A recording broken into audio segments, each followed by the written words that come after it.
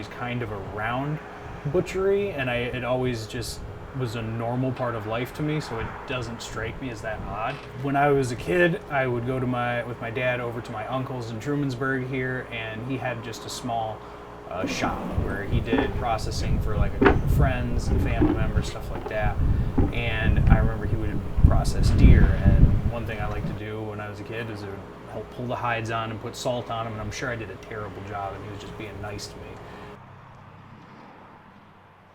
Fell in love with it and didn't want to stop, so I just kept kind of doing it on the side for fun, for friends, and just in my own life, and found this place called the Piggery downtown, where I walked in and I said, "I'm your new butcher."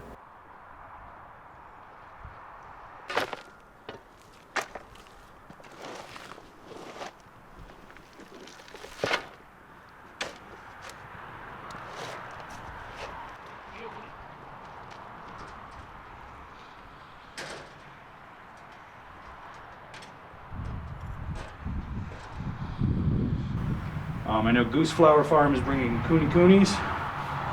Those are smaller ones. They're pretty cute looking. And the Hands are bringing, I don't know. I honestly have no idea. I know they're pigs. That's about it.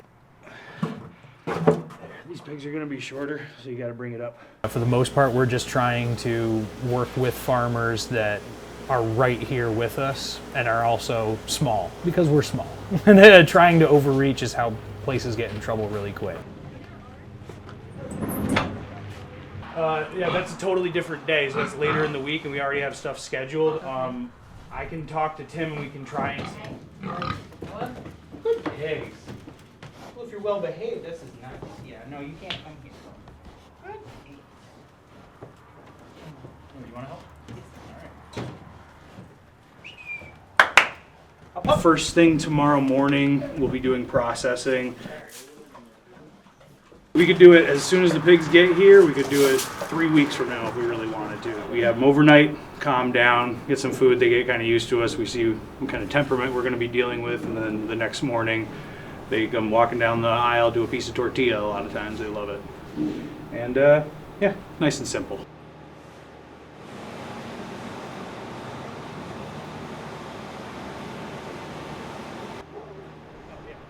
Right there, so you did smoke, half of it's roast, half of it's steaks. What we'll do is we'll run off one end, and then you said 2 pound roast, so it'll be like 3 steaks.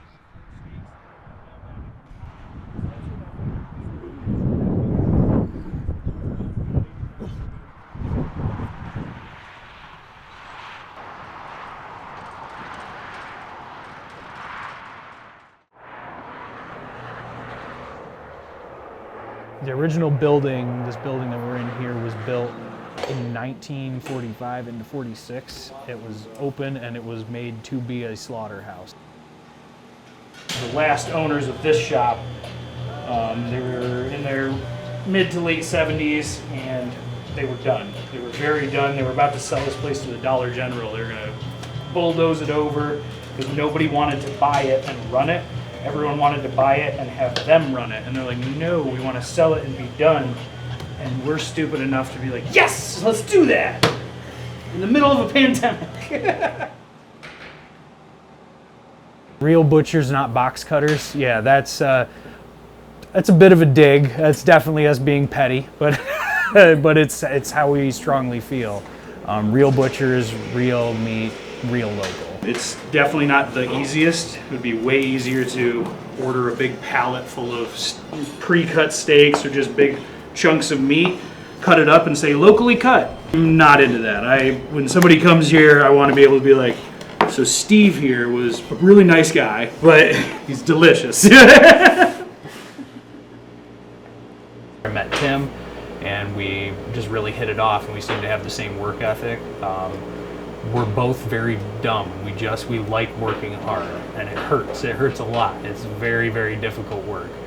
But I feel so much more fulfilled than when I had a job where I sat at a desk. We want to get things done, and we don't like relying on other people.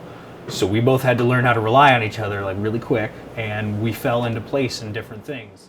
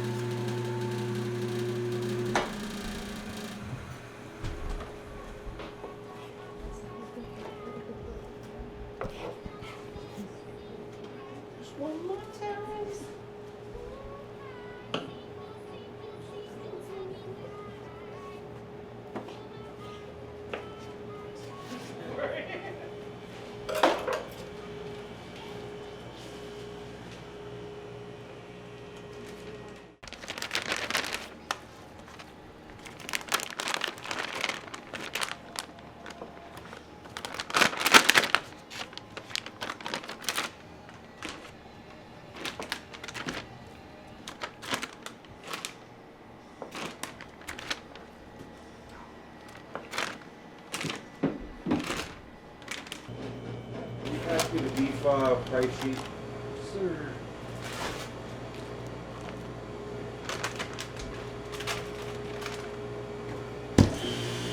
Very small space.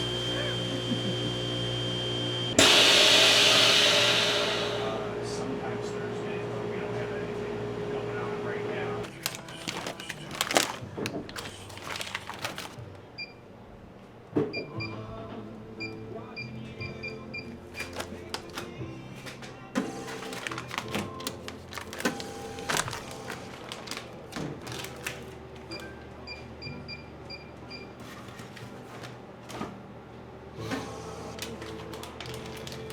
The reason we do things the way we do and we hold ourselves to such high standards is because we're going to feed our families this. There's not like a secret stash that we just take care of.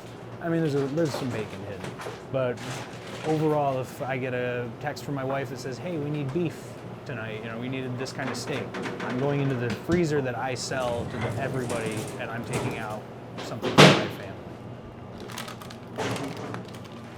I don't want anyone to be upset with what we do. I love being told that we do a good job because it makes me feel like, hey, I'm not just here getting hurt, you know, for a couple of bucks. I'm actually here doing stuff and actually making things happen.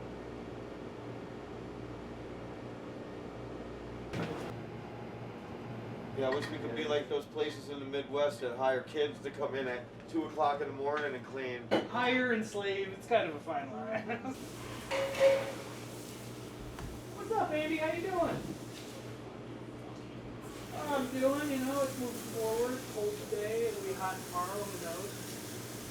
Well, people don't want to have us cuts. We turn into ground, but we don't think is good enough to be in our ground beef. We make pet food out of. If we don't think it's good enough to be pet food, then we compost it.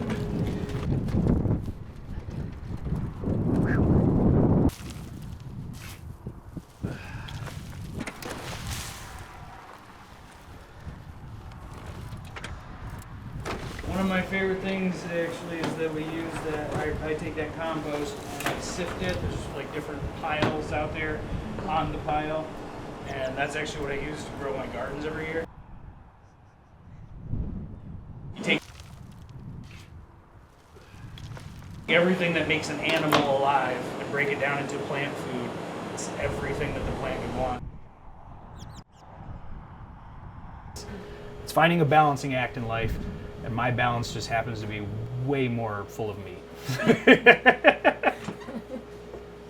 But I do like vegetables and fruit. I do.